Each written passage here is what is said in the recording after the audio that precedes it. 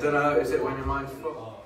I think mindfulness is sitting on a summer's day, watching the bees flying outside, not thinking of anything else but just being there in the moment.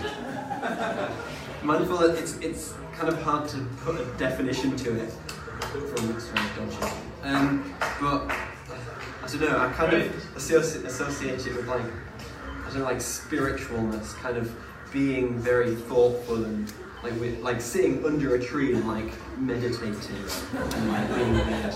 And then, yeah. Mindfulness has been a goal of Tutor.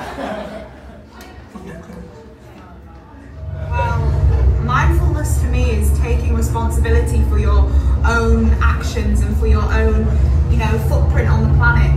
Taking that responsibility, is taking one step closer to improving the planet and making it a better place to live. Mindfulness is being aware of your present situation. Mindfulness is like mind-faulted black pudding. I love it. Mindfulness is thinking well and being thoughtful. The practice of mindfulness is taking time out to clear your mind and take control of your thinking and your emotions. Mindfulness is meditation.